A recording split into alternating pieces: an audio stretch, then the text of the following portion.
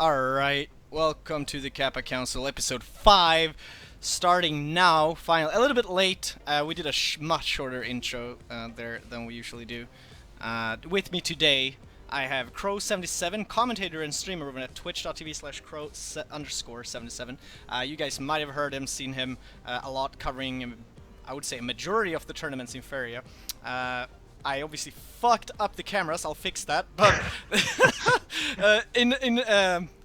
let's see. Okay, so Nightingale, which camera is in Dorazion's place, but should be whatever. We have Nightingale, who's a pro player in Team Equilibrium. He's the captain, founder of that team, with us as well. You've seen him before here. The new face today is Dorazion. He's the Afro. Hello. In the wrong place. He's the editor-in-chief of Faeria.com, and I figure we would just start out today, kind of have him tell us, how that came to be. Like, first of all, obviously, who you are, Dorazion, how did Faeria.com came to be, and all that good stuff. I'm also the lowest fair cost card here, so I don't know if that was a You're going to be. That was a random, I blamed the obviously the crew behind the production. I see. Well, so my name's Nick. Dorazion is my handle. I've been writing about esports and video games for some time now. Long time Magic player. I started really hitting esports writing hard with Hearthstone, and now that Faeria is such a fantastic game and it's out and it's new and shiny, we just started playfaeria.com. And the point initially was just to get as many people understanding top-tier Faeria gameplay as possible. Obviously, and I'm sure as you guys know, like the development team is super helpful and they're super great guys to work with. So the point of the site is to just do exactly what this is now, just start a community, have some resources. We have all sorts of writers. We have guest writers. And we do all sorts of fun Faeria content. And the release fixed. That's how the site came. How many people do you have writing on it? Right now it's me and 3 others. One of our guys, Aquablad. He's actually he's casted several Faeria events. He does great videos and all sorts of like meta content. And then we kind of have our like writers. I'm split up in 2 sections. We have the beginners perspective. So, we have someone, and she writes, and she's kind of new to card games in general. And then we have more on the experience side, someone who knows a lot about Faeria. And then we have me, which is just kind of, I've just been doing esports for so long. It's nice to see a game that doesn't seem like it's just going to come and go. It seems like has this growing fan base. And obviously we all know the game has so much depth to it. So yeah, small crew now, but we're always growing. If anyone is interested in like writing for the site, just check it out. Send us an email. Is it right that the latest piece, or at least one of the latest pieces, was an interview with our very own Joke? Yeah.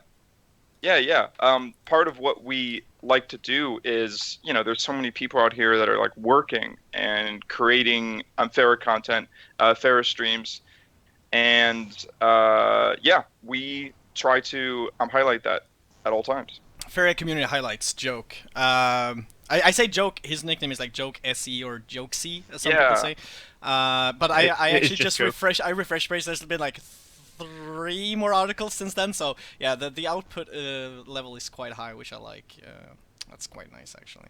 Well, yeah, there's a lot of stuff going on, and I feel as if you play the game all the time and you follow the tweets and so, there's just always things going on. There is. How important would you guys say, like, it would be nice to hear Crow and Nightingale just pitch in on, like, how important for a game, we're early access right now. Game is scheduled for release in September. How important is it for a community, a game like this, to have, fan site or fan sites in plural, have things like this to back up and help beginners to get in? What do you guys think? Well, I do think they are quite important, and currently we have at least 2 or 3 such like different backup sites that have them, and I do think people need.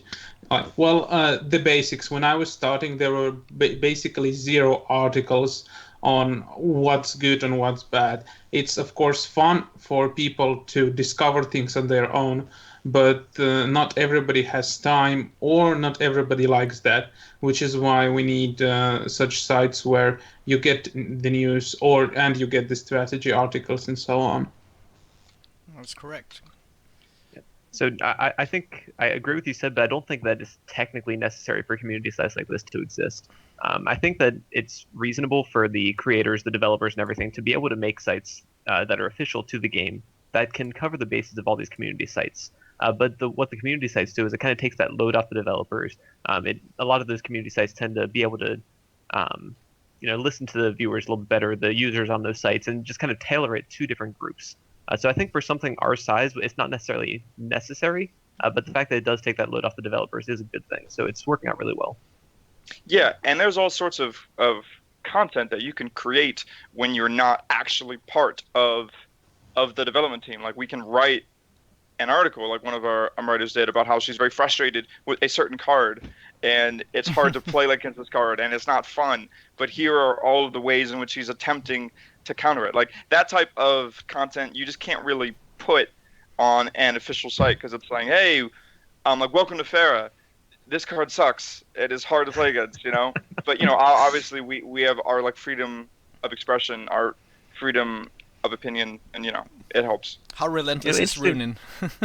I know, right? He is relentless. Oh my god! In this Highlander mode, if you don't have the cards too, like if you don't have the full collection, he is one of the most oppressive like forces in the game. It's very hard. We're gonna definitely talk about Highlander mode today. Other good topics on here, guys, is learn Faeria, mono red control. A lot of people have been like disliking red, maybe because they run into it. Red does have some control, definitely.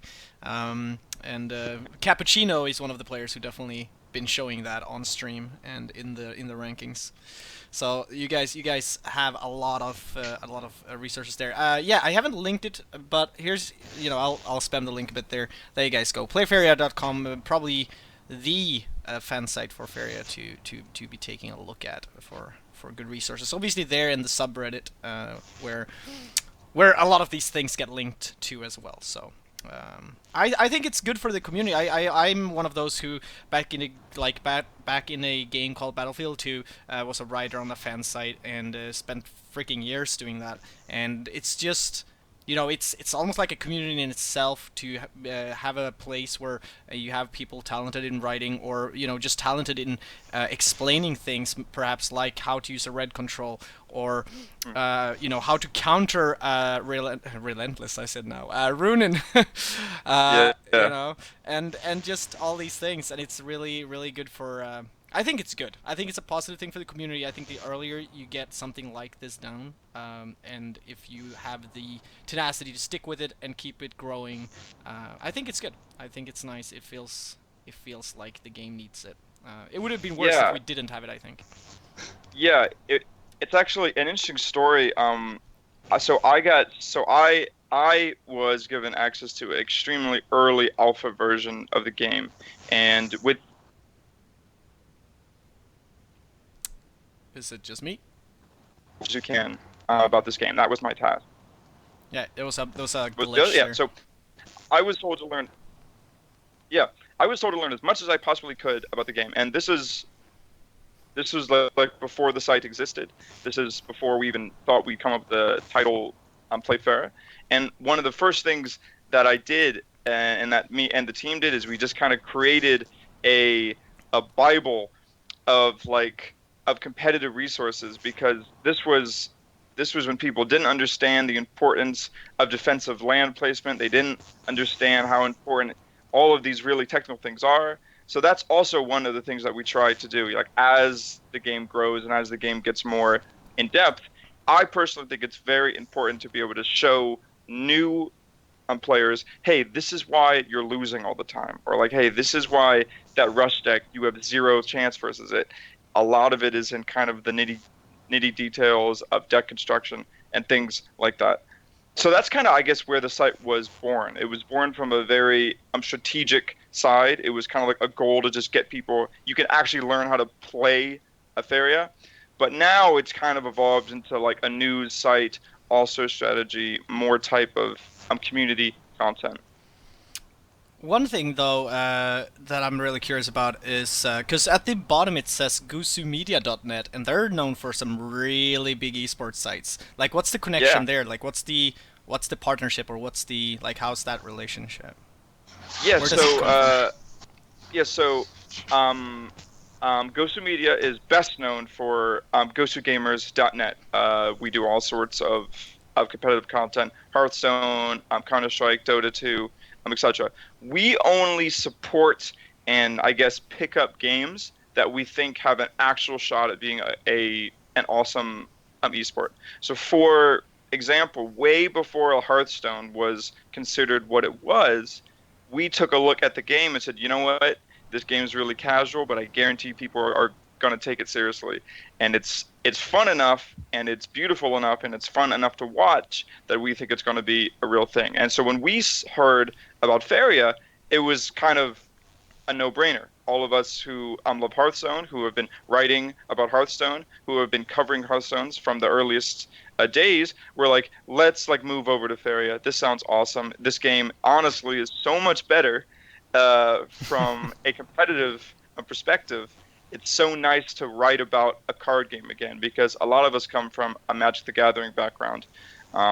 So yeah, that's kind of the connection. Gosu Gamers, think of them as a scout for like potential esports, and when we think one is real, we just kind of pour all of our like resources into it.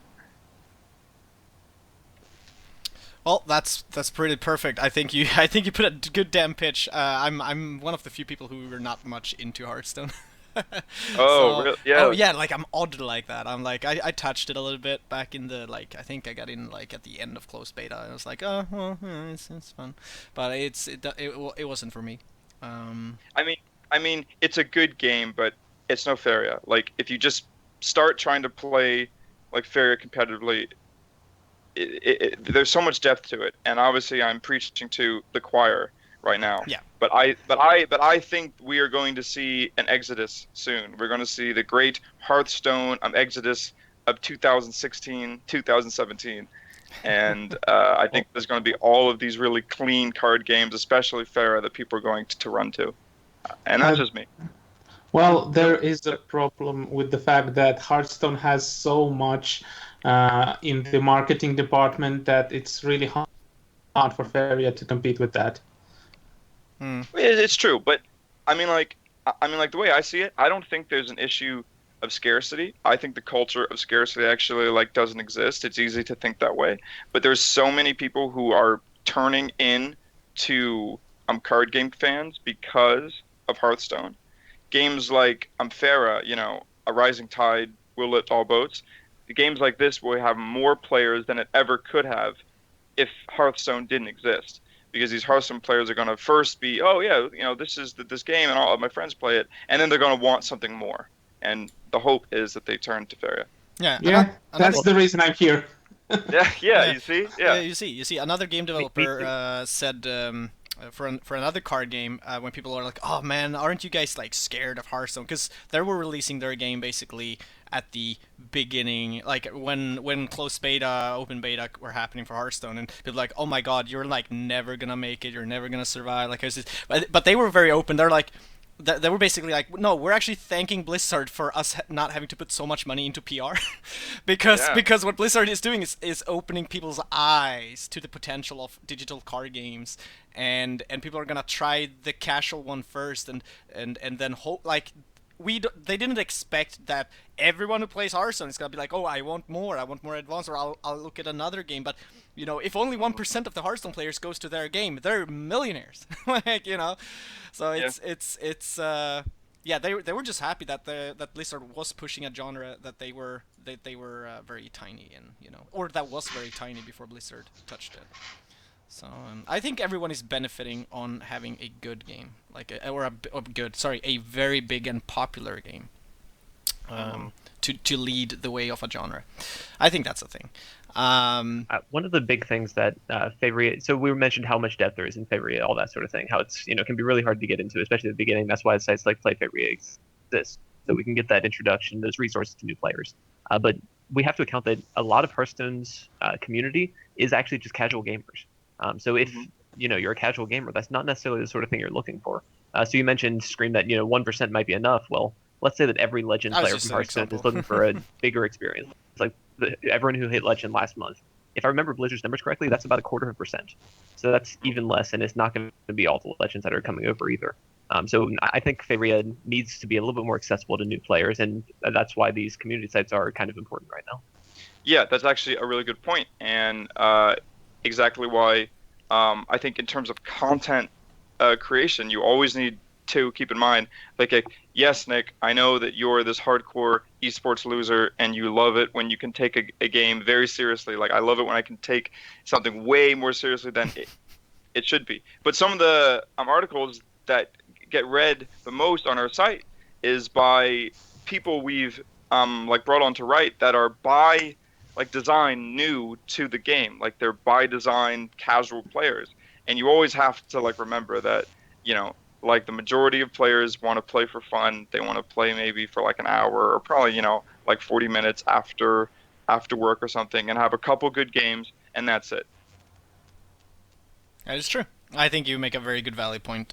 People got to remember that it's rarely the competitive scene that makes a game a success. And I'm not saying it's not needed. I'm one of those who thinks that if a game can have a competitive scene, it will help drive it as well. But it's not where the majority of the player base is going to come from. It's not where most of the income might even come from for the developers. So it's important to have both. But yeah, you can't just go the only thing we need is all these tryhards, competitives, player who want to be in the tournaments. Yeah.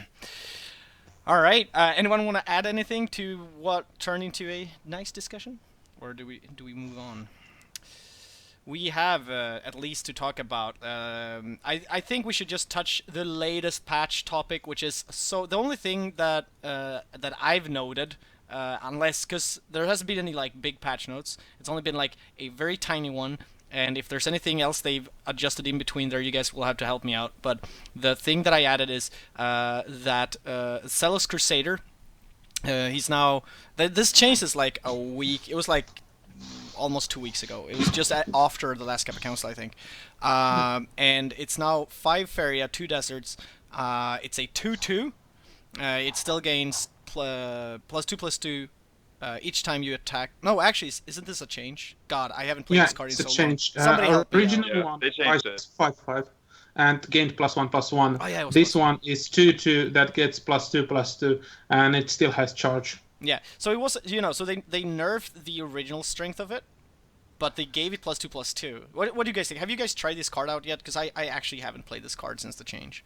Was this a nerf? Was this a buff? Is it both? I think it's more just a step in how a card interacts with a game. I think it was purposely trying to keep it at the same power level, but they're trying to make it more of a finisher. They don't want it to be this super early game dominating card that allows for blowouts, or at least that's how I view this change. All right, yeah, we lost Nightingale. We'll continue with how it is. We'll see if that sorts itself. He's gone. He's out. Don't know what happened. But ew. Here, I can just move over. That's all right. I'll just laugh and be like, ha ha ha ha, great. That's okay. But yeah, Crow, what do you think though? I think it's telling that for the Faeria Lunar Rumble, number 4 that happened just after that, there were very few yellow decks. This Zealous Crusader was a lot more important to the yellow decks at the time than people would, just believe just from looking at it. And it's pretty valuable because you guys probably remember Steam Fortune Forger. It was really popular for a little while. You just played on turn 2 really aggressively, and you can attack your opponent the following turn. Zealous Crusader basically did that for the yellow decks. You could go desert, explore desert, and then it'd be within range because of its charge ability. And a 5/5 for 5 is not unreasonable at that point either. So it offered this early game large creature. Now they kind of took away that aspect of it and like made it into more of a finisher, like Dorazion said. So I think it's a good step, but I think that's also why we're not seeing it, because yellow doesn't need those finishers. They have all these haste creatures, all these reach things with Malevolent Spirit and that sort of thing, that they don't really need that large finisher. Yeah, and I think in terms of like overall like balance, I think that we've seen this in a lot of the balance changes. Obviously, because the game is still in it's very early stage, so they don't mind to change cards like drastically. But as long as there's that threat of a turn 5 kill or a turn 4 defeat, where even though the game's not over, your like opponent has already gotten so much momentum and so much tempo, the game's officially over. That's really bad for a game, because then you have to play out the same 5 or 6 turns that always ends in your defeat. And I think that when you make cards like this more like late game oriented, like finishers, that ultimately creates more dynamic moments, because the arc of getting to that late game isn't always the same. And it's not always the same playing around these really powerful cards. I mean, honestly, I think some great points were made. I think it is ultimately a nerf to the card, but I only think it's a nerf because the rest of the cards haven't been balanced in that same way yet. I personally think the game's going to get slowed down in the next upcoming months. Okay. So leaning more towards chess and less towards Hearthstone. Yeah, because like no one likes face decks. Like, people playing them likes face decks, and I think that it's very important for the face rush deck to exist. But it's always a sad day when you don't want to play face decks, but you have to, because they're just the best deck, and playing any other deck is a liability. I think these type of changes, they're trying to make it so it's not like, well, I have to play this rush deck, I have to play yellow rush, I have to play this archetype. That's not really me as a player, All right. I'm multitasking like crazy. I just sent a message to Nightingale just to see whether he's coming back or not. But anyway, I fixed overlay. Like, I'm doing this all while you guys are carrying the show, basically. I know, man. You guys are amazing. You act like that's something new. I mean, come on. I mean, that's why you're here, Crow. We need that pillar to keep everything standing. Oh, Ninja, join. All right, let me. Hello? Yes, welcome back. You guys hear me? We Yo. are, I think. I just need to And figure out. for some reason, I did not hear you. No, sorry. Now I think I know what's the reason. Okay, all right. Ooh. Okay, now I hear you. Okay. Yep. Welcome back. Yeah. Now I have like so many screen captures, so if anything happens, I'll just disable the right ones, and I should be able to coop. Awesome. I basically have like a mini game that I have to play here to keep this thing going. It's awesome. It's fun. It's like a whack-a-mole. It'll be good. Okay, man. so what did I miss? Well, okay. Everything What are shows your up. like opinions on the change to Zealous Crusader? Well, I think sounds it was necessary because before the change, 5 Faeria 5/5 with the charge 2, or was it charge 3? Anyways, it was just too big. The guy was the stats alone made it good, and it was played in basically every yellow deck. And the fact that it grew after opponent poked every time, it just was big, and you played it basically in any deck that played yellow. Which was not what was intended, so that's why they changed it. Yeah, And they don't want it to be too big in the early game, but they still want the effect to be there. Yeah, right now it's getting big enough for its Faeria investment after you hit opponent 2 times, which clearly indicates that it's a rush card and not a control card. And it's pretty good in rush because you're getting some really big guy like 5 Faeria 12/12 at one point of the game, which is kind of good at finishing the games. And this like gives rush some reach without being totally broken. By the way, there was one additional thing in this patch that Windstorm Archer Yeah, we was just before didn't the get to patch. that. Yeah, okay, it was, That was the next bugged, step. Oh, it was and bugged? it was a 1.4. Yeah, it was 1.4 before the patch, so it was Oh. returned to being 1.3 as it originally was. Yeah. What do you guys think about the Archer, though? Like, because that isn't that like one of the few cards now that grow by 2 attack based off events, right? No, if It's Archer similar grows to by 1. Oh, is it also by 1? Oh, okay. I thought it was by 2. My bad. No, it's the only So one. no change really. It It wasn't grows played by 1, but before. it does not have forward cap. attack. Okay.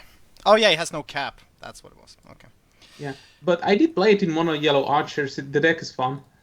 It's not it's not really good. Yeah, I haven't seen it much. I haven't run into it. But I'm not god rank. Not yet. Gotta get there. And Oh, God.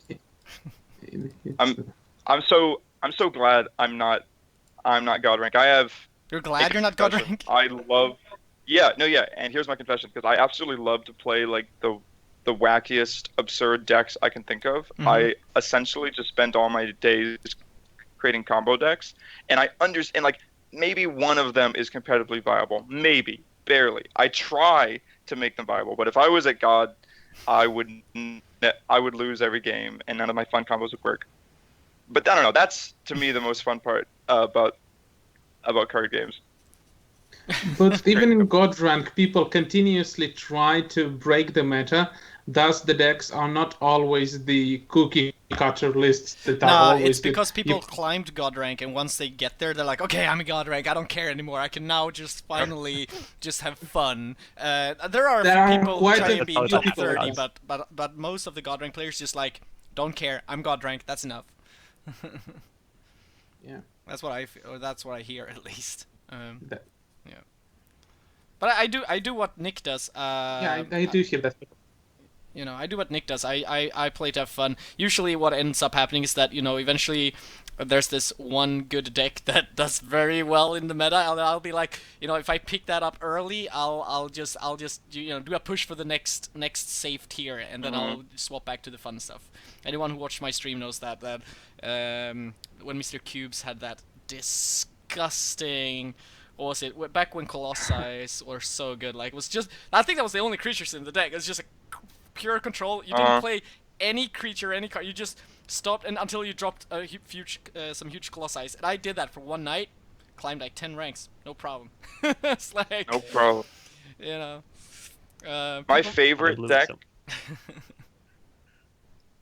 My favorite deck that I'm playing right now. It's really stupid. It's a Voice of Hunger, Cannon Carrier combo deck. You just stall until you make a giant Voice of Hunger, and then give it ranged, and you just have this huge range going towards their face every turn. It's fun. You sometimes get absurd games, and it dies to like every single removal in the game. But man, when it works, it's the most fun you can ever have. It also sounds weak to rush, I guess, but you know. I mean, it's weak to everything, my friend. That's the point. I actually saw a screenshot of the possessed Ursus shooting with ranged 38 into the face. Yeah, no, I mean that Or deck is good. 36. That's fun. That deck is good. Like if you have like Plague Bears and a bunch of, and you can kind of run it in your deck, and then out of nowhere this Ursa becomes like, you know, a huge creature. Give it ranged, good game. Next game, you know, it rarely happens, but we can dream. I respect people at least trying to play fun decks rather than just, you know, okay, Yellow Rush in the meta, okay, let's just do that. Alright. That was basically us getting off from latest patch. Another thing to maybe not discuss so much. I mean, we now do have Nightingale on here, who's a frequent top-ending tournament player. It's obviously to mention tournaments. Lunar Rumble number 4, which is the, what do you call that format? It's like the unlimited format, right? Like that's No. just, is it constructed? Well, it's basically this week was Solar Rumble, which is a casual version of Lunar Rumble where people just play. There are some I know that. specific I rules meant, I which said are more tuned. Lunar Rumble, Lunar Rumble, the one where you ended second in. I figured I'd start with the oldest one. Yeah, exactly. I started with the oldest one. Okay. Yep. And Salugi came first. I don't know who that is. Maybe I should. Nightingale, I definitely know who that is. Who came second? Joke. I think that was his first in the top 3 getting prizes and finishing. I've been expecting him to do that eventually. I feel like he's one of those good, consistent players who eventually will be in the top of a tournament, and he proved me right by being so in the Lunar Rumble number 4. Nightingale, do you have any memories? Like, I know it was like a week ago or so, but do you remember any goodies to share with us about how that tournament went? Well, basically, I was playing quite interesting deck. It was there is in the metagame, like right now, the Cappuccino's red control list, which is pretty good deck. But when I was playing it, I decided that okay, it seems that it is good, but nobody's playing Rush. That's why I thought that I should tune it to beat mirrors and slower decks, which is why I added the Baron Tulgar, Magnus, and 2 meteorites into the deck. Seriously? I'm actually running that deck on ladder. Play ranked with that shit. I didn't know you played that in that tournament. Holy shit. Yeah, it was like the core of the deck was built then. I just adjusted it to the ladder, and that's the deck I was playing later on. But that was the deck that I played in Lunar Rumble as well. I basically made the deck half an hour before the Rumble and played like 1 or 2 test games. It originally had story. It has meteors. What can go wrong? Yeah, and that's exactly what happened. So how do you best get value out of Meteor then? Like, how do you play? Usually, you just no one plays Meteor, so no one plays around it. Well, Salugi played because we played. First of all, I actually beat him when we were playing in the Swiss, because final rounds of Swiss we both were undefeated. I beat him 2-1, and in the finals he actually played around Meteorite, which is why he won. Yeah, he knew. He's like, I know this guy runs Meteorite. Oh god. Oh, that's crazy though. And it might have also helped that Baron Tulgar gave him Garudan. That might have actually helped him a bit as well. Oh, he was running getting that Garudan too? discounted to 0 is pretty Baron bad game for gives me. both players. That's true. Oh god, but that's still, damn. I don't know. I regret I missed watching that tournament now. That actually sounds like some great fun. Crow, did you spectate this shit? I think the VODs are up somewhere. What's that? Were you the one spectating, commenting? Casting, yeah. Yeah. Yep. Did It was you me see and the meteors? Atmaz casting it, and Squiddy was joining into the finals. Yeah. Did you see the meteors? I saw the meteors. It was pretty fantastic. It inspired me to play that on ladder for a little while too. It's how I made it from 10 to 9 for the little amount that I've been playing recently. Oh, that's pretty dope. I mean, like, it's a powerful card. Probably one of the most powerful effects is it just destroys all of your opponent's lands And everything how do you on it. Come back from that. You're being aggressive and go for the face. You do not get back from that. You just did not give me ability to play the Meteorite or pressure me. Like the Windborn Champion are really irritating to deal with because he plays him on his own land and moves him away, so that I can choose either to Meteorite my own lands and kill Windborn Champion or Meteorite his colored lands. But like Windborn is one of the strongest cards. Others are easier to deal with because like perfect setups is when opponents play something like Shaitan Vampire or something else like that. You just drop a Meteorite on his lands and he's back a few turns while I can kill him with the Ground Shakers and so on. The deck is kind of hard to play against, I think. Yeah, it's funny that you say that because I'm pretty sure that's actually exactly what happened in the final game. Didn't he had a vampire and you dropped a meteor on a 7/6 vampire, killed both of his deserts, both of his mountains, and it's like, okay, it's essentially like back to square one. Yeah, but I spent so much Faeria that when he played the Windborn Champion, I did not have answer to that anymore. So yeah, the deck is fun. That's definitely true. But it's not like it's without weaknesses. And I'm actually running King's Guards to help with those weaknesses because it helps against aggro and draws you some cards. All right. Interesting. Well, Like- congratulations on the second place, though. Yeah, That's, thank you. That's like your fourth second place, I think. I think that's third. Okay, It's third. only third. Yeah, because you won I one. did You also player. won. You also won one. Yeah. So I think wasn't it 2 that I won? I think I won 2 Yeah. Rumbles. So one was Highlander, one was like Lunar Rumble. So yeah. you're like the The- most the- decorated player in the game right now. Well, I would argue that King Dance is a bit more. But he's the because richest. He actually got money he's, from yeah, that. he's the richest. He's the wealthiest. Yeah. Oh, that's true. And then Hithlum's probably second, as far as money goes. Hithlum. Oh yeah. Oh. Oh, that's what we need. We need to create power rankings. There you go. You know, Playfair.com power rankings. playfair.com. Let's do it. Coming next week. Yeah.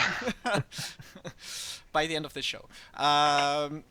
So, okay, next one, next tournament we had is the Solar Rumble, which is the more fun format where they do wacky things. They take inspiration from.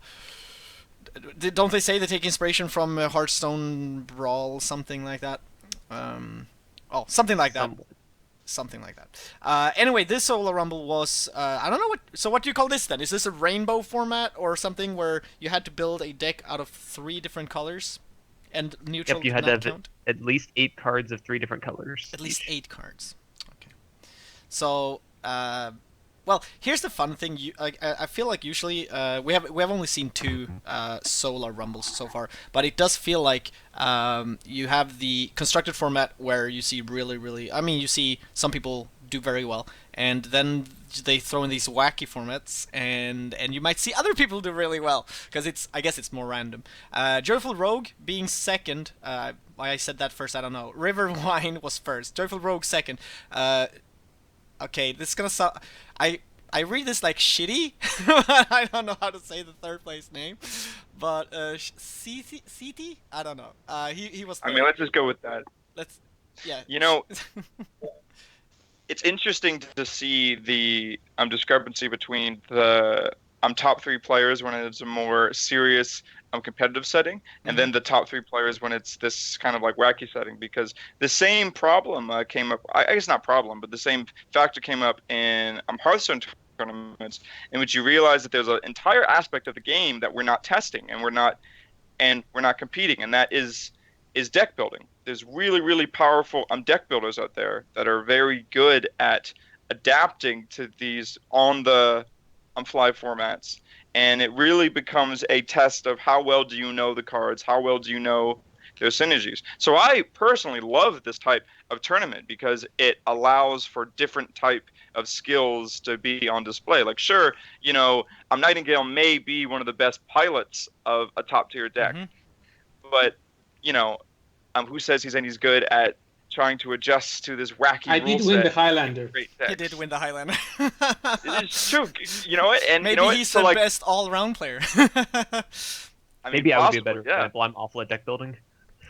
You're the best But caster. where- Be happy. But where were you during the Solar Rumble?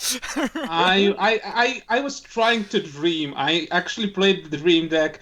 It did, and God. I actually. Yeah, it was fun. That I was did your not deck? try to win that one. I Dream just deck, have. Aurora's Dream. Yeah, No, I saw an Aurora's Dream in one of the lists, and I wasn't sure whose it was. I didn't have the names with it. yeah, I have but all the decks. I was trying to have fun that time. Didn't actually. The other thing is, I actually missed the time for the tournament, and I had 5 minutes to make the deck. So that's also kind of problematic. Yeah, I can see I that. just linked your deck in the chat if anyone's interested in seeing it. Awesome. Because we talked about this, I think, on the previous Kappa Council. I think we talked. We have said this so many times, which is just what Nick here said, which is that there's different skill sets. Like some people are very good pilots. Some people are very good engineers, maybe. You know, there's so many different skill sets, and you know that's why. Because we talked about, I think that was the previous Kappa Council, where we talked about, you know, competitive formats. Like there were some people who there is constructed, or there is this one format, and why have any other format in competitive scene if this works? And then there's their opinion that I have, which is like I, as a viewer, a spectator, rather see variety in the competitive formats, just because variety to me means more equals more fun. Yeah, well, this is a conversation I feel like as old as esports, but Yeah. the entire reason esports even exist in the capacity that we know it today is because of viewers, is because it's fun to watch, is because fans want to watch. I want to see the best players. I want to be like, entertained by this thing. Now, obviously, that's not how it started. It started by just a bunch of guys and girls who wanted to figure out who was the best. So we're all in our basement. No one's watching. We don't care that anyone's watching. But now that we enjoy all these prize pools and these things, I personally think it's important for the tournament organizers to have that discipline and take a step back and say, you know what, we're not just in our basement anymore planning this just for our fun. Like, we're planning this because it's got to be a good show, it's got to be entertaining, it's got to pull people in, and it's got to be fun. It's just got to be fun. So that would be my biggest like argument against that thinking of, oh, there's one standard format, this is the best way, because it's like you have to think bigger than that. You have to think bigger, like, why are we even here? Why are we even competing? It's because we want to make the game bigger and ultimately get bigger prize pools, right? Yeah, there's a reason some of the biggest organizers even have people employed as producers. They're producing a show. Yeah. Right. So yeah, there's definitely where nowadays when you talk about esport overall, you are basically also talking about entertainment. It's not about just who's the best of the best, but also how many people watched the event, how many people enjoyed the event. It's so much bigger. And what was the prize pool? And usually what comes with that? What were the sponsors? So things are so much bigger today. And in a game like Faeria, there's so many fun formats you could do. Like, like you could have team-based, and each team has to play a monocolor deck, and you can only, and it's like you have to get a win with each deck, or, like all sorts of fun things that really create a competitive environment, but still showcases all the cards and maybe new cards we haven't seen. Like, card games in particular get so much more fun when you diversify the format, because cards we don't see before may be powerhouses. Yep, that's what I like to see. And also like we've already said, that because of the variety of skills, it's also fun to see, oh my god, this guy did so great in this wacky format because he figured out what was the best deck, or he figured out which card was going to be strong in this. Something I'm still waiting on regarding tournaments is I'm still waiting for Abrakam to announce the next thing, whatever it's gonna be, which will have a decent amount of prize money. Do you guys? You're not the only one. I'm not the only one, right? I know you're one of the performing players. Even has a team of really good players. Yeah. What is team? Oh God, team. You just say your team name. What are you guys? Team Equilibrium. Yeah, shit, I can't say that. I'm not native English. Whatever. English is hard. English is tough. But yeah, what are you guys expecting? Like what is it? Is there gonna be a league? Is there gonna be just another, 1-2 week big long tournament, or? Yeah. Well, it's not like we're expecting anything. We just came came up together and testing when there is something. Unfortunately, there is nothing going on currently because everybody is waiting for Pandora. Mm-hmm. But as for my opinion, I do not. Let's just say that I do know a bit, but that something should be coming. But when is it actually coming? I have no idea. I mean, we all know something is coming. We just don't know when or what exactly, I guess. Yeah. So. Exciting. I do think it's since they did make it last month, the big Go Fire Clash, and it's kind of late for any announcements concerning this month. I do expect that there will be something big next month. I do not think there's going to be anything big now, but next month I think they should do it. Even if they're not planning, they should do it next month, something. Yeah, we'll get back to that a little bit, what they should do and should not do, because there's definitely a topic, I feel, where we're going to get back around to that. You know what? We'll do. How long have we been running? Okay, I can't do that command. Anybody has an idea? Well, you know what? We'll do the 5 minute short break right now, and we'll get back and we'll talk about all the stuff that is Pandora and the setup for that, because that's definitely gonna eat up some time. So 5 minute break, guys, and we'll be back with fight for Pandora. We're gonna also talk about some other things. Stay tuned. We'll be right Cool. back.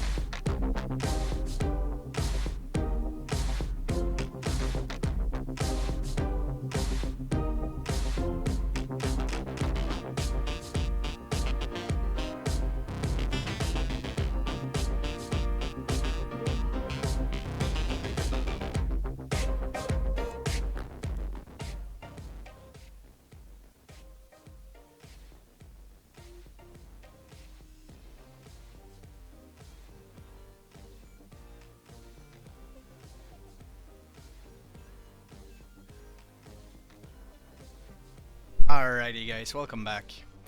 That was basically 5 minutes precisely, I would say. Kappa Council.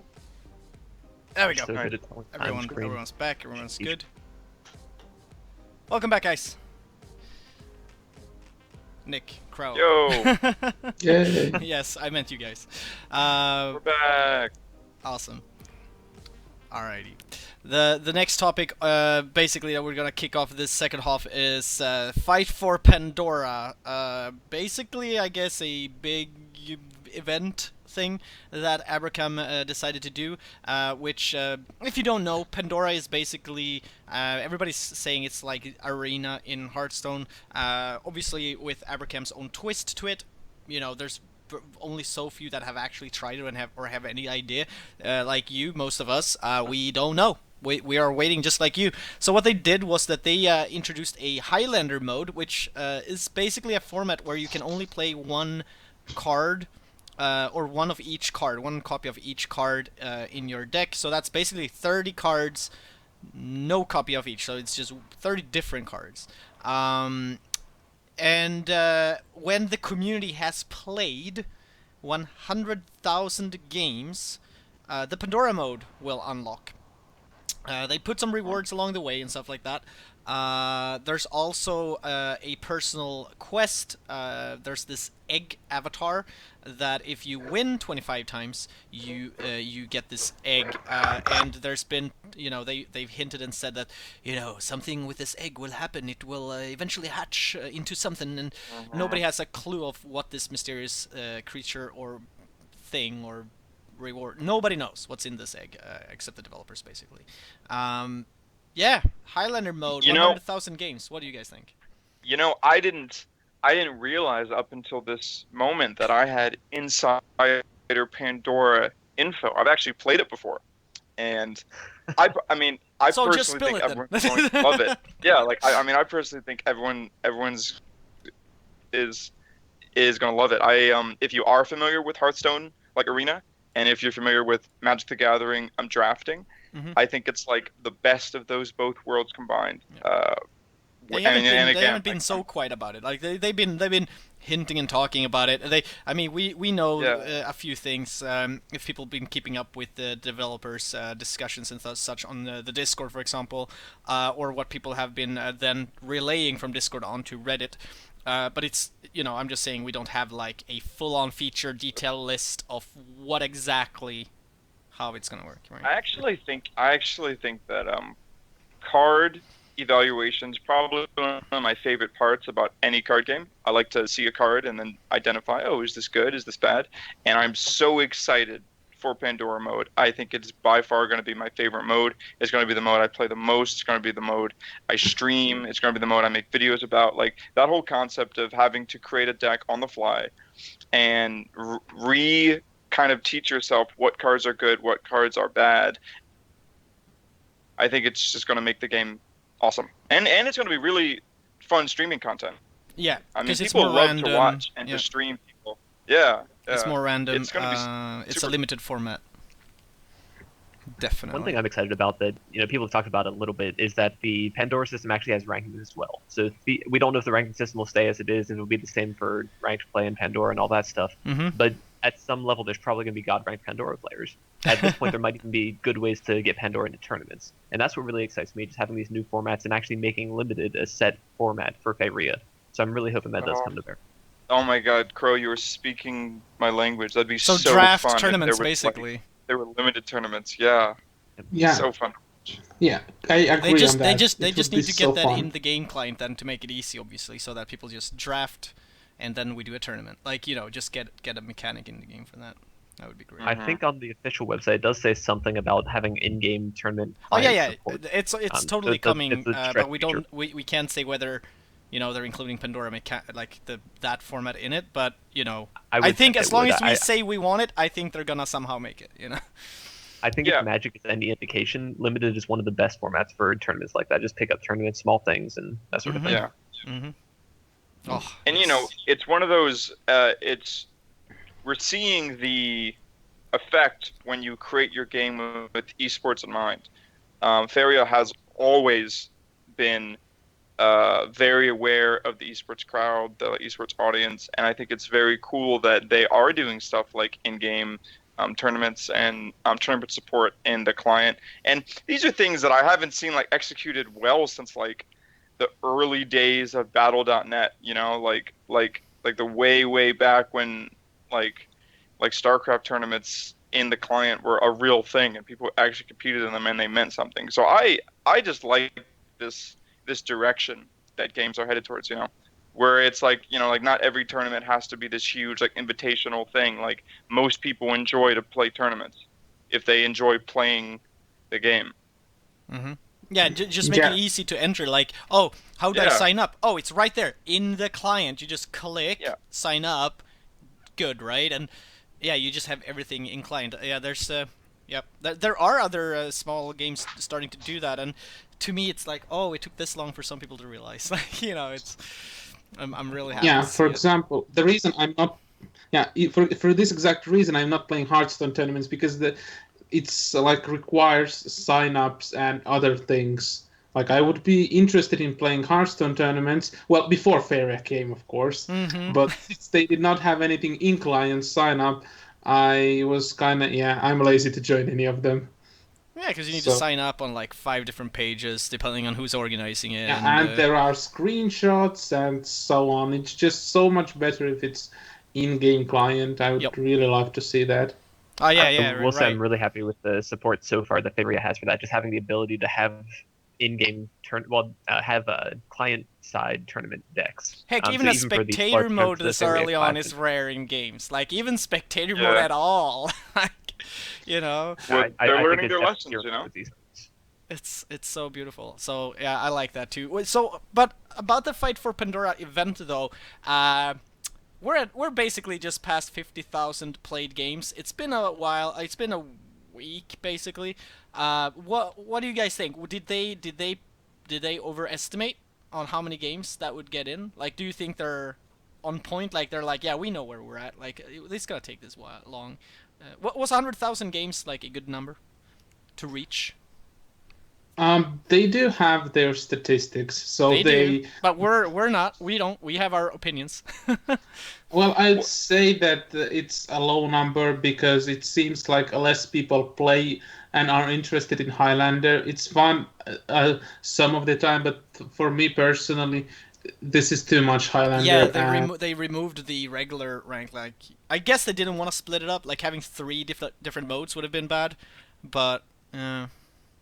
I Yeah, just what tried to you guys post a link in the Oh, stream. I got covered. No, don't worry, it's fine. But we actually wrote an article that tries to do the math and tries to, explain when and how long.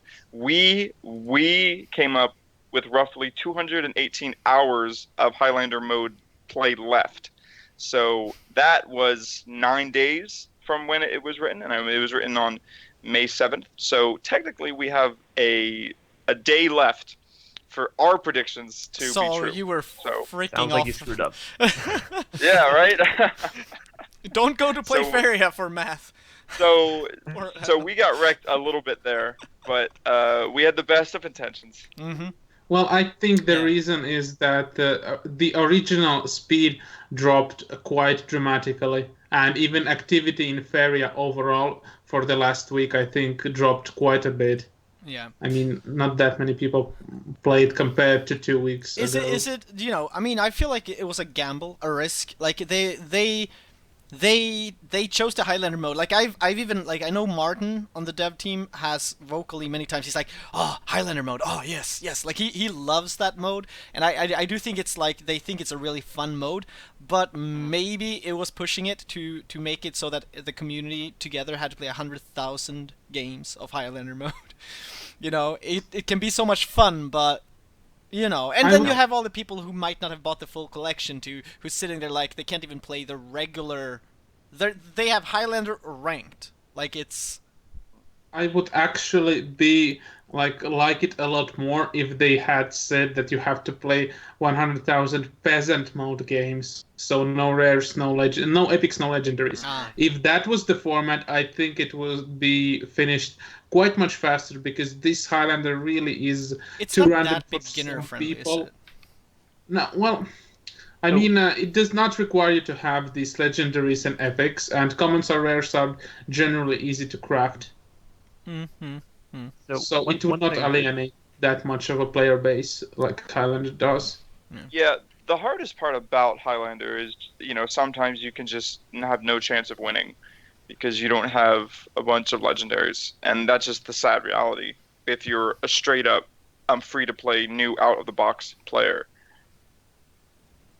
So one thing that I've noticed, and this is just Crow's observations, this is nothing official, anything like that. Nothing here is official.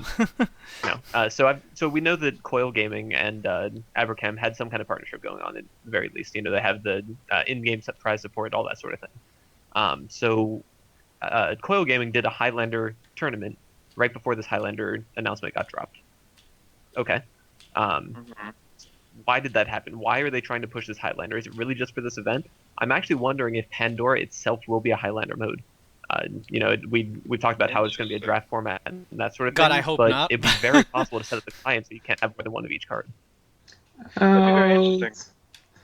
I don't think that's if Just saying it's I see how this is a let me just say one thing. The Coil Gaming Highlander tournament's reasons for that did not come from Abrakam. That I can say to you, because I talked with the guy and we were discussing it. So it was not from the Abrakam, the Highlander mod for but for unless Coil Illuminati. No, I gotta side with Nightingale. I don't think Abrakam had much to do with them picking Highland format. It's just been a format that's been, even weeks before that, at the very beginning of early access, I was talking about doing a Highlander format tournament. I just started out doing the Codex Cup first, and then I stopped doing tournaments for reasons. But it was already back then mentioned that the format is fun, popular. I've done it before in another game where we organized tournaments. So, no, I don't think it has anything to do with Pandora, because I do think that would be a horrible design decision. I also don't think it has much to do with the Coil Gaming doing it either. It has to do something with Pandora, because if you look at the other limited formats in other games, you quite often end up with the singletons of cards in your draft decks. So from that perspective, Turtles is in the chat, by the way. He's the guy behind Coil Gaming. Yeah, and what does he say? Nightingale knows. Yeah, am I allowed to say the reason? Convenient there. How convenient for him to be there! Now that we brought this up, I gotta say that's quite suspicious. Yeah, so am I allowed to say the real reasons for why the Highlander happened? We are about to blow the lid off this entire conspiracy.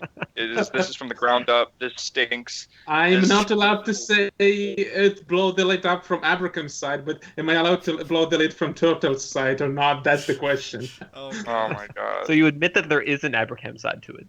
I'm Vanguard, so there is one. So, I mean, I am a Vanguard in Faeria right now, so I do know their side of things as well. So it's kind of hard to know what I can say or not. Well, okay. So back on topic. I think ultimately what this does, and the whole quest and the Highlander mode, is I think it creates a lot of hype and specialness around Pandora mode. There's two ways to phrase this button that you can't click. You can either phrase it of, oh, hey, we're just not ready yet, like Pandora mode's not ready, you can't play it, and that's not hype, that's not fun. No one likes that. Or you can say, hey, this cool special mode will be unlocked when you play a certain, a number of games, and all of a sudden you draw in a huge group of people that would never be interested in Pandora, but now the fact that it's highlighted as this prize, this gift that the community unlocks, now more people are going to be trying a format that they've never done before. So I personally think it's a clever idea. Yeah, I do want to remind you for the small fact that they did announce it I think it was 2 or 3 days before the Fight for Pandora Open, that they did not have it ready at that time, and it could take a bit more. So, and the Fight for Pandora came 2 or 3 days after that. I think it would have been better to allow just the community to play 100,000 games, but maybe they were afraid that would happen too quickly. But I think that would just been better than it has to be Highlander mode. You know what I mean? Maybe they could have had a Highlander mode for a week and then just go to any game. I don't know. If they didn't want to have 3 different modes, they could have had this Highlander thing for the egg for a while, and those who got that, and then just take away Highlander mode and just keep counting towards the 100k games. Just personal opinion, not from the anything Vanguard related, but from the way I see it, it feels like they overestimated the popularity of the Highlander. Yeah. I do not think they intended for it to go that long. No, they like didn't. Nick was saying here, they had an expectation. They want to set this cool event, make it so that it's not just this button sitting here. It's not just something you can't do. But I think we saw in the Faeria Friday post about it that they expected it to take a little bit over a week. Obviously, they're going to drastically miss that. So I think they might have selected the wrong number for this. And I think that's kind of an indicator there. They put that there in the hopes that people would see it, take it as a challenge, maybe even complete it faster than that. But that obviously isn't what happened. Here's another point of view, though. Unfortunately, at this point, the hype is definitely dying down. Which is that during all of this, there's new players coming to Faeria, right? I don't know the numbers. I'm just gonna assume that there are people picking up Faeria during this week where there's been Highlander mode, and they get through the prologue, the tutorial thing, and they are faced with Highlander mode as the choice until they can do ranked, which they have to unlock or buy the full collection for. Here's the thing, though. They're not. If I understand it correctly, Highlander is not unlocked until level 5. Oh. Yeah. So I haven't seen that anywhere. Okay. Time is like in unranked right now. Okay, so there is unranked, but like you said, how many people are in the unranked then? Because it does replace unranked at level 5 then, I guess. Mm-hmm. I just think it's not I don't know. It feels like I know these devs for so long. I do think they think things through, but sometimes you don't have time to analyze things forever and such. And I think they overestimated how long it would take, and I think they also overestimated how fun most of the community or player base would think it would be to play this Highlander mode for this long. On a more positive note, you have to realize another thing, that the longer this Highlander takes, it means the more time developers have to make Pandora more awesome. Oh, yeah. No, I see that. I see they are buying themselves definitely more development time. But, it's always this balance act, right? Where, we're getting more development time, but are we losing potential players? Or, our player base is dwindling down a bit, like it's being on low activity levels. Is that because they don't really know, right? But they, it's where you go analyzing and going it could be because Highlander mode, we don't know. Maybe this would have happened even if we didn't have Highlander mode. We don't know that, but we definitely know that the player base has dropped a bit, activity has dropped a bit, and Highlander mode is there. So I'm not saying it is because of Highlander mode, but that's the easiest conclusion to make, and at least theory. And obviously we won't know exactly. There's no, anybody who tells me that's a fact, is obviously doing it wrong. It's just a theory. But the question here is whether it's, whether it's going as good as they were hoping or not. How is it going? Well, I definitely agree with you on that, and the another reason for the dropping, I think, is the fact that there was a rise because people actually expected Pandora mode to come out last days of April, And when it did not come out, I believe some were disappointed in that, and that is also the reason for the activity dropping. Yeah, that's definitely true. So another question though, they had the rewards that they had a reward at 25,000 finished games, 50,000 finished games, 75,000 finished games. We haven't reached the 75,000 yet. And I think it was it a booster pack for 25,000? Everybody got a booster pack. I think it was gold now at 50,000, and I understand. Like, has that reward been enough of a carrot for people to play? What do you guys think? Because I definitely, my honest, I'll start off then. My opinion is that the reward, unfortunately, is it's close to zero to me, and many people I know, they're like, oh, 250 gold. What is that? One booster pack? Seriously, like, come on. I'd be a lot happier if I could give it away on stream, but apparently they just give everyone the same code. Yeah, that too. That's that too. So it's a code that everyone can use once. It seems like I'm hoping it's like unlimited amount of people can use it, because otherwise that might be scary when people start sharing it with people, and somebody who use it later, like, oh, it's reached maximum amount of use. I'm assuming everybody can use this code once, but still, that's just a technical side. I'm assuming the tools they have to send out codes was just easier to do that. But would it have been better with, like, here's 14 booster packs, or here's a cool avatar for doing Highlander mode, maybe a Highlander avatar, like something really. The egg. Okay, the egg, but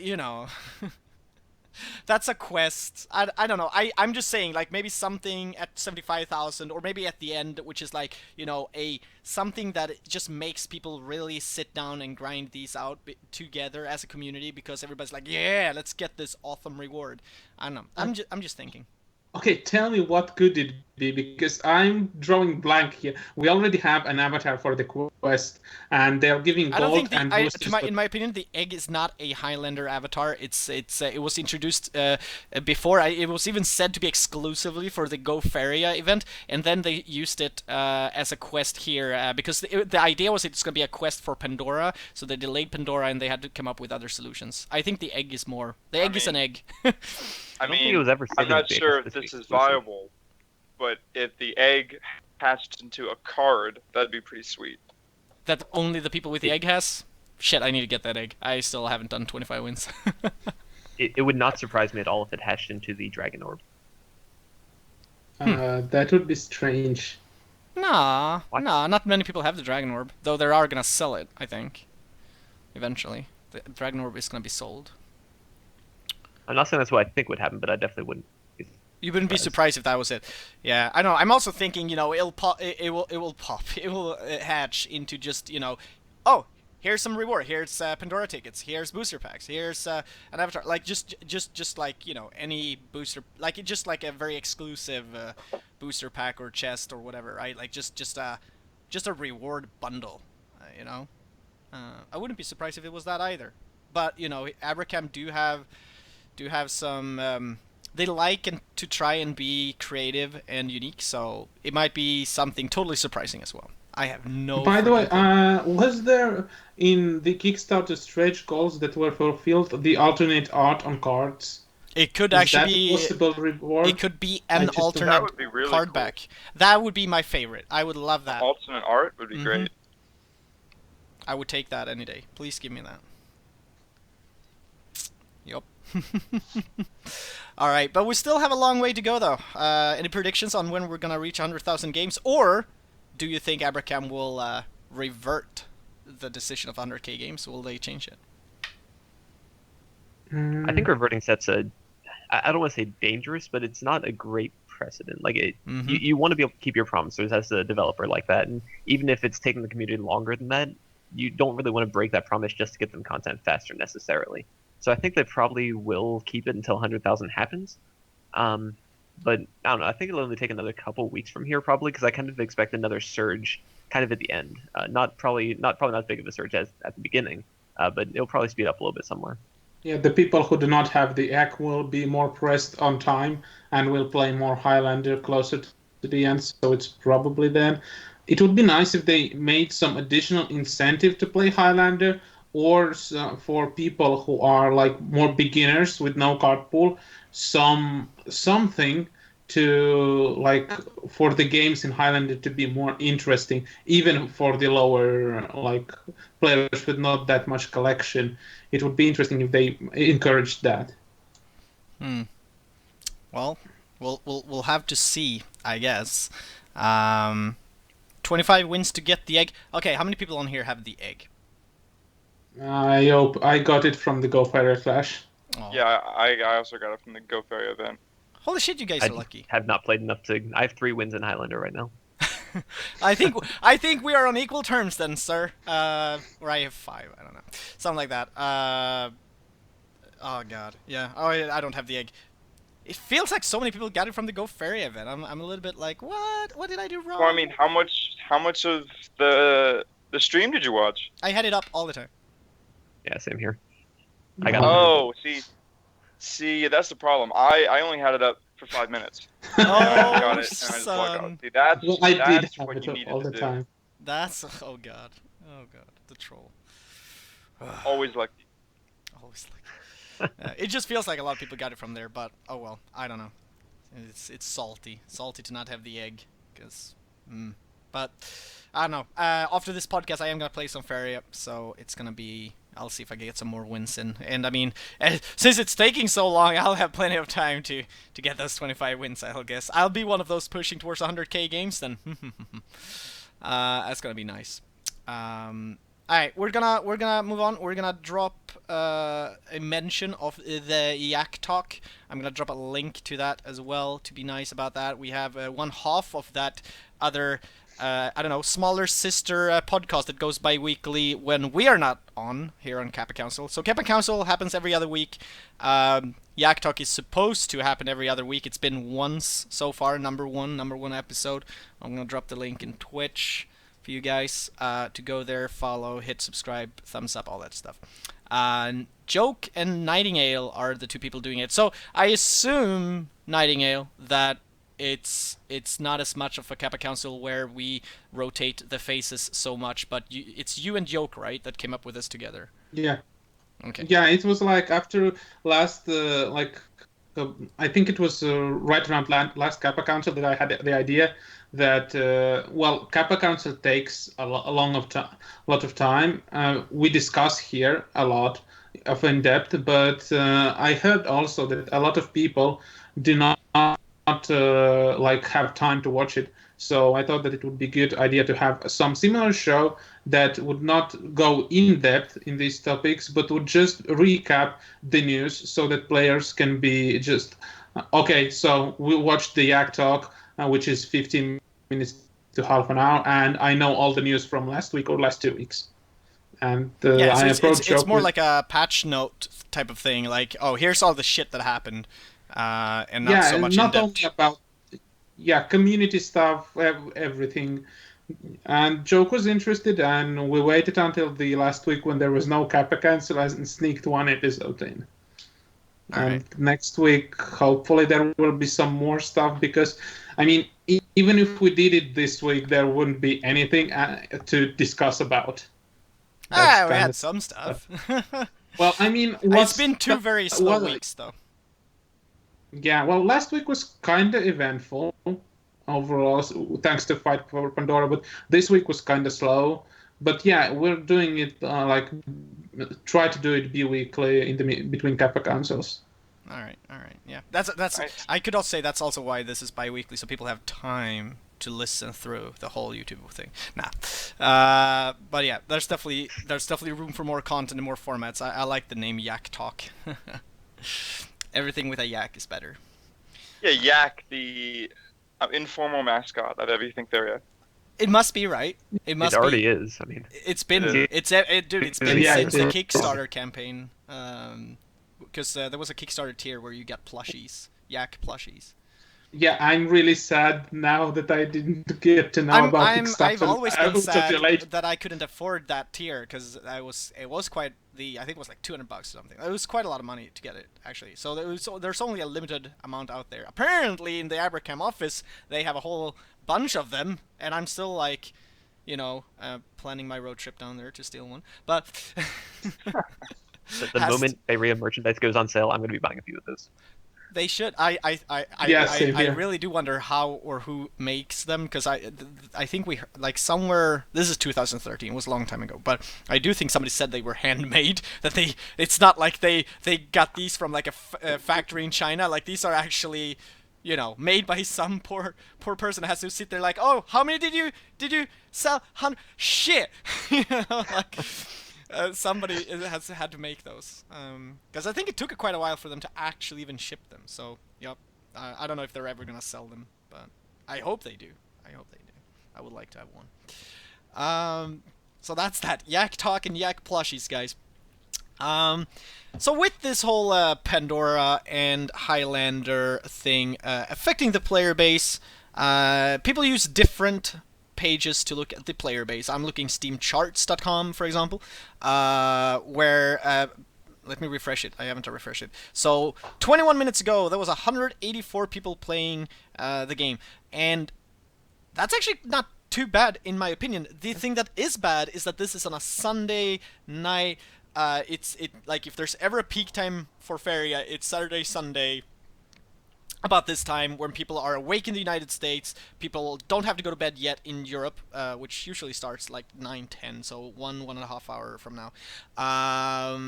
So it's not like super high numbers, but it could be worse. The problem is but the thing that has people worried, I guess, is the overall average, which has dropped quite a lot. How does this affect the game, the community? Like, if nothing happens, it's set to release in September. There's quite a way there. Should anyone really worry? What do you guys think? Are you worried? No. Absolutely not. This Yeah. happens in every single early access game, and people always panic. They're always like, "Oh my god, the player base is dropping." But in reality, anytime there's an early access game, they're working on implementing new features, all this stuff. It'll spike when they do new features or when they do giveaways of keys, like things like that. And that's what we expect out of early access. So really, it isn't a problem until it goes free to play. And then if the player base starts dropping, then we can panic. Yeah, I think that's actually very well said. I think ultimately, like perseverance is a really important quality in games being put out nowadays. So I think as long as Faeria continues to be a solid, good game, like as long as it is a good game and people will play it and it is not in balance and is fun, I think those type of numbers, a steady climb, is realistic and bound to happen. But the comment about it being early access, and this happens every early access game, I couldn't agree with that more. This is just the ebb and flow of a hype game that gets early access, and then people play it, and then they wait until the game releases when it's real, so to speak. Yeah, the issue with the player base dropping is that when there are less players playing, the queue times become a real pain, because having to wait 5 minutes until you are matched against something is not something you really want to be doing. Yeah. So, isn't there a risk then to, for example, release Pandora onto a player base that are already a bit, it's not huge. The more modes that people can queue into, the more split it might be. Queue times, for example, or do you think actually Pandora is what's gonna, bring people back or bring more people in? You call it a risk, but what's the alternative? That's really what it comes down to. They have to, keep releasing these features. That's the point of an early access game. Release the features, get them tested. And I think, like I said before, it will cause another spike in players. So I think the Pandora release is fine. I think it's going to happen probably in the next few weeks or so. Probably by the end of May would be my guess.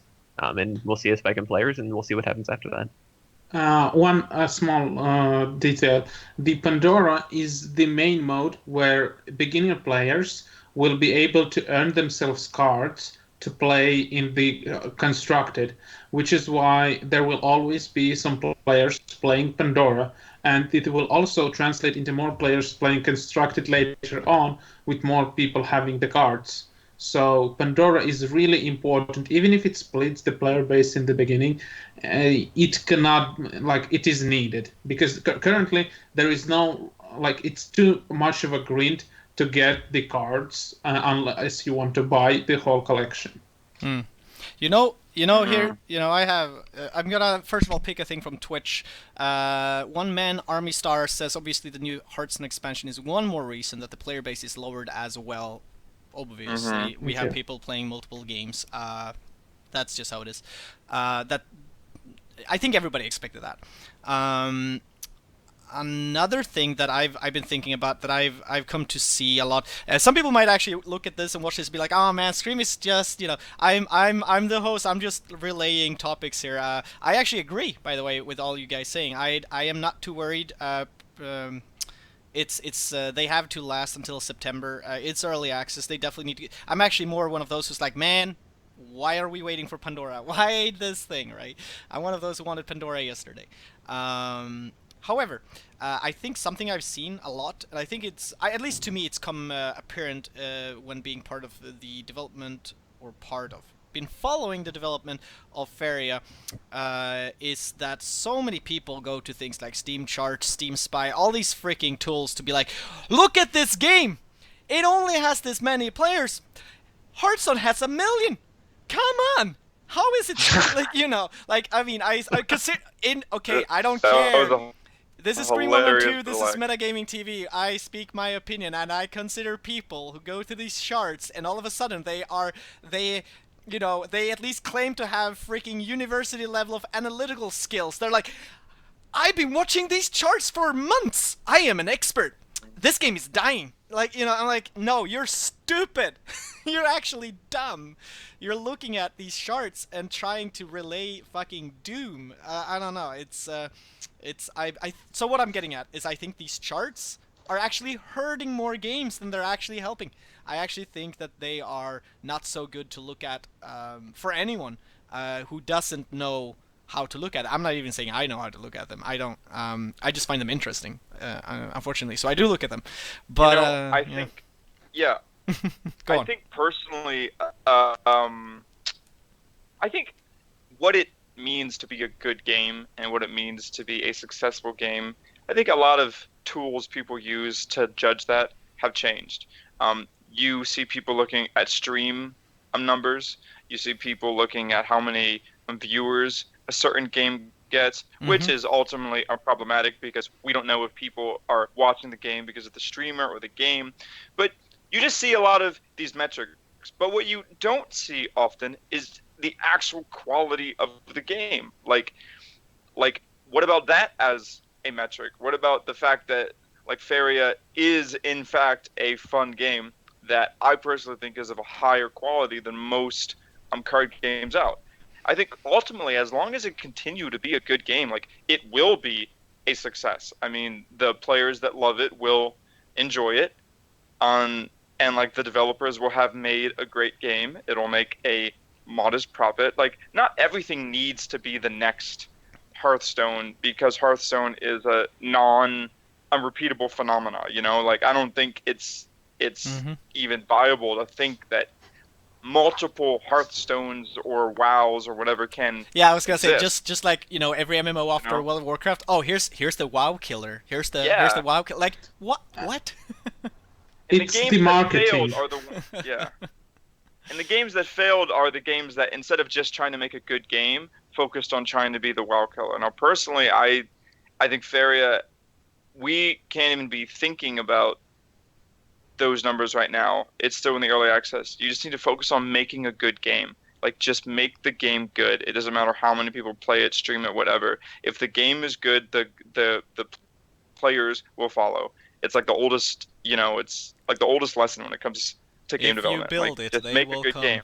Yes, just make a good game. As long as the game's good, and I think the game is good. I love to see all of these balance changes. I love to see they're not afraid to change cards and to drastically change the way the game's played. I think that's just what you need to focus on right now.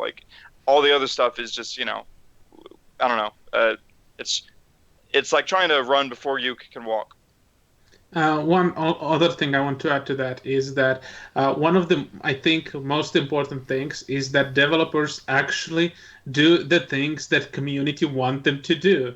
I mean, there were other, like, so many games have died to the fact that developers just did whatever they wanted instead of the things that community want. Well, community doesn't always know what it wants, but in fact, the developers listen and make the game better continuously. Unlike, and even Pandora, the fact that it's not Blizzard soon, but really, you like. Even if it was Blizzard, you wouldn't be expecting Pandora to come out earlier than September. Which and with these Yeah, developers, Blizzard doesn't really. Blizzard doesn't really do what I consider early access. They don't really do.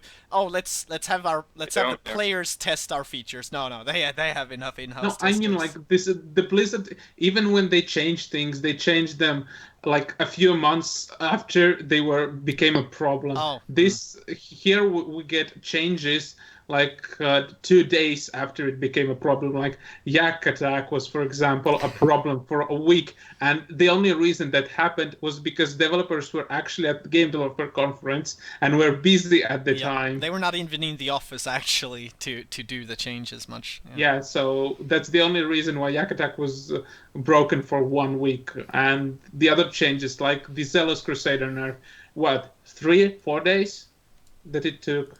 So the fact that they are listening is for me, is the biggest testament to the fact that this game will survive and has the potential to be big. Well said. So, all right. Do you guys okay? I mean, we have the note that is basically that I put in, that is what can Abrakam do to get people back in or attract new players. But I already feel that we've covered it in all the different discussions.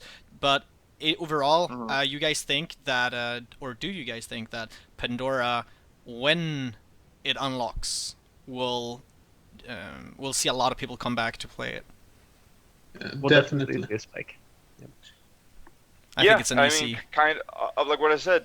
If Pandora is a solid game mode that is fun, yeah, people will play it. I like to spend my time playing fun games, and a lot of people agree. Do you with that. think? Do you I think think we'll that sums see? it up really well. What Abrakam needs to do to bring people back in or attract new players is basically just keep doing what they're doing, keep developing the game, keep making it more polished, and keep it on the track to going free to play and becoming a really big game. And those, do you think we'll see?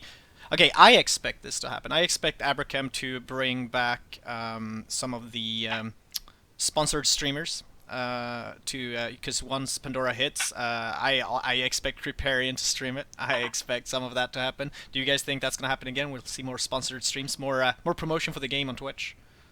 Probably. Yeah, and you know what? Honestly, and like I think even too, Twitch is a very interesting phenomena, because you have players that will only play a game if it's sponsored, but then you also have streamers who are still gamers first. I think if Pandora mode is simply an awesome limited format, I could see someone like Crip just playing it, just playing it because he wants to. And I think that's really what you want to be at.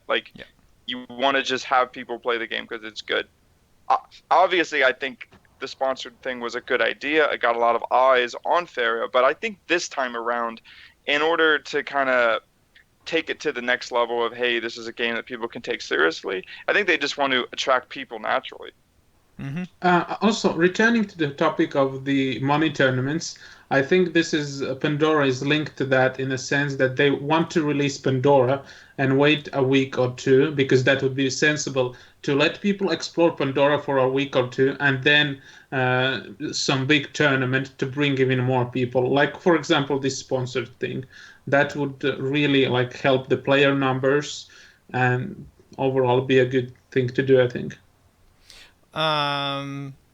Yeah, we're like exactly, because I mean I think that was also like a PR move. At the same time, it's obviously a brilliant move. The whole prize money thing. They have what is it, like $95,000 left to spend this year on prize money, and we're still waiting for that. And obviously, and anything with a good chunk of prize money will bring people back in, right?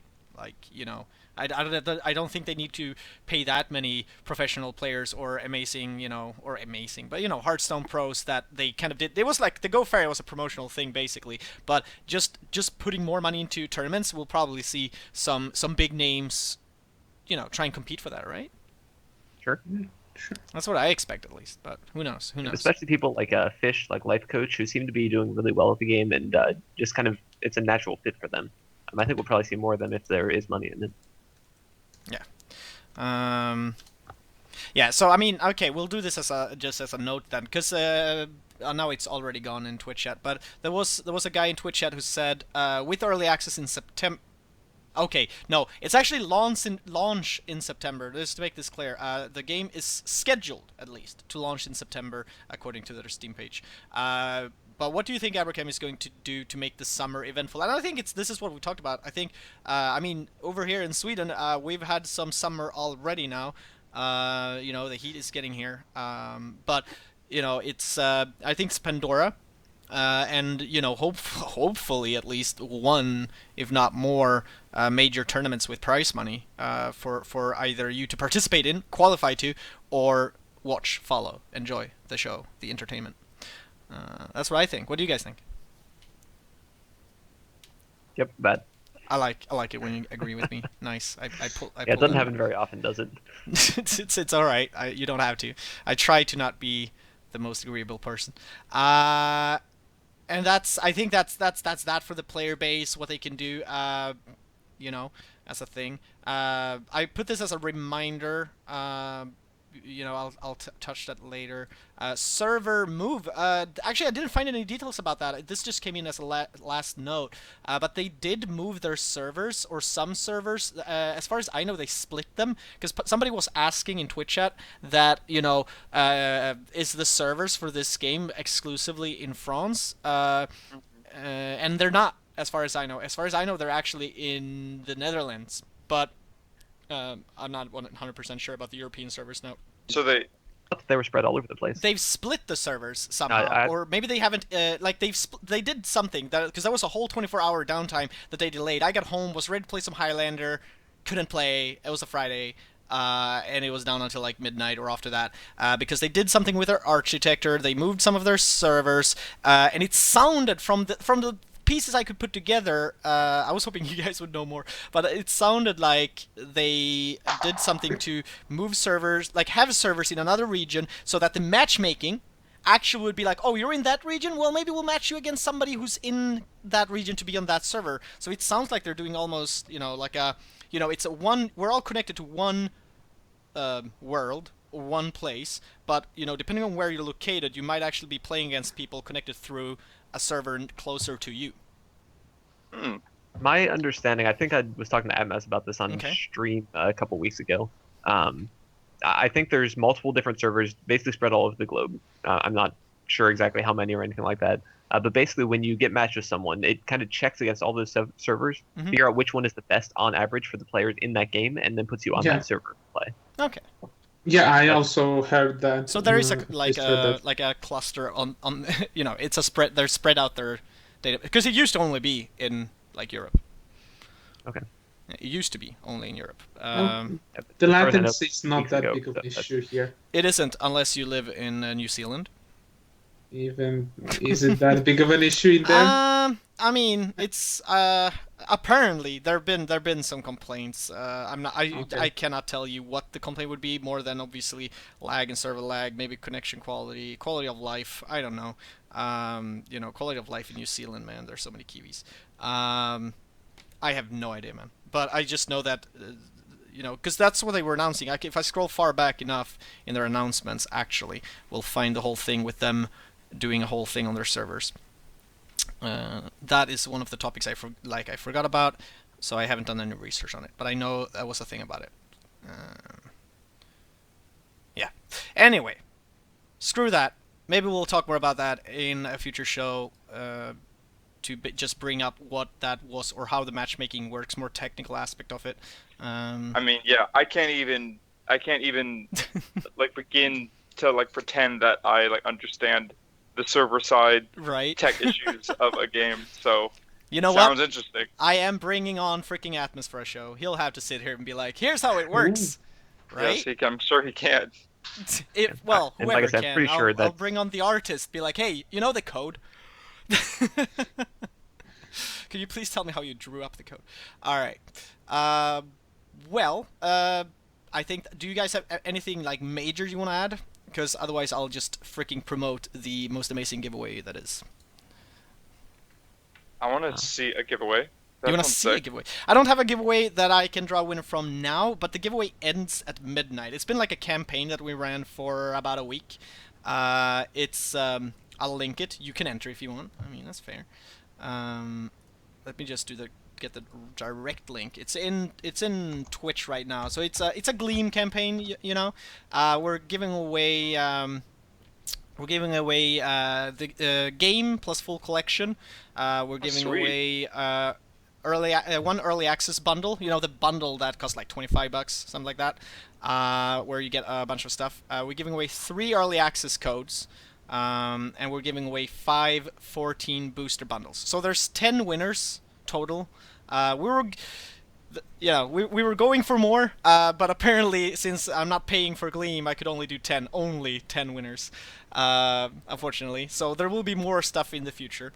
But yeah, we're closing that one at midnight Central European time. That's 1, 2... There's 3 more hours to go, and then they will close. I'll probably still be streaming at that point, so I'll be drawing the winners. I mean, there's not going to be so much visual on the stream, but I'll draw the winners, and I'm going to have to email out these prizes that I do have. So it's not like we don't have to wait for a week or anything to get this handled. I have everything in a closed chest, aka a text file.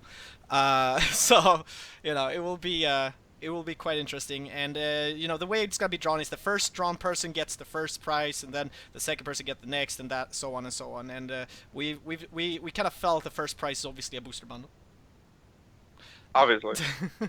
Nah, it's obviously the game in full collection, and then the early access bundle. We figured the early access codes, even though value-wise, I guess money-wise, the booster bundle is like €1 more. We felt like that's still more value, as you know, there's gonna be people in this one who doesn't have the game, and even if you have the game, there you go. You can give a friend, a pal, your girlfriend, whoever, right? You can give that to somebody that you would like to. Or heck, you could throw that code to your favorite streamer and have them do another giveaway. It's like the cycle of giveaways. I see Crow sitting there like, me, mine. I want to, so I'm going to enter a giveaway so I can win a giveaway so I can start a giveaway of my own. Right? You could do that. That sounds genius. That is genius. That's how a lot of people do it, I hear. I don't know. But yeah, so that's going on. There's links everywhere. There's links in Twitch chat. There's links below on the channel page. There's even a link on our Twitter. There's a tweet everywhere. So quite a few people have entered, but I mean, this is unlimited amount of room, so you can enter with all you might. All right. I feel like that's a very, very good end to a very, you know, it worked out pretty well. You know, the start was what it was, but it was, we came out well at the end. I'm going to continue streaming, guys. It's going to be more Faeria. Yeah. Thanks for having me on. Oh, you'll get a second to say that. Okay, we'll do that now. Thank you so much, Dorazion, editor-in-chief from playfaeria.com. Go check out all the articles there. Thank you for being here. Nightingale, thank you for being here. Pro player, Team Equilibrium, there we go, captain of that team. And Crow77, commentator, streamer at twitch.tv/crow_77. Thank you all for being on this Kappa Council, and hopefully we'll have some of you back again in the future. No problem. Yeah, Thanks for hosting stream. It's been a blast. Awesome. And Yeah, it was fun. you guys have a good night, and you guys watching, I'll see you guys just after the credits roll. We'll continue some fairy action here with Highlander mode, me trying to freaking get that egg. I have no idea. I'm playing some red stuff with other stuff. It's like Highlander, it's just 30 cards, man. Oh, Red God. stuff with other stuff. Red Sounds like a stuff good with other deck. stuff. My strategy is to remove things and kill the opponent. That's Sounds like fair. a plan. That's a fair strategy. I think that's a very good Might strategy. get the Faeria strategy. It's That's almost the only strategy there is. Awesome. All right. Then I'm doing something right. I'll see you later. You guys have a good night. Take care, man. Bye bye. Bye. You know? Bye.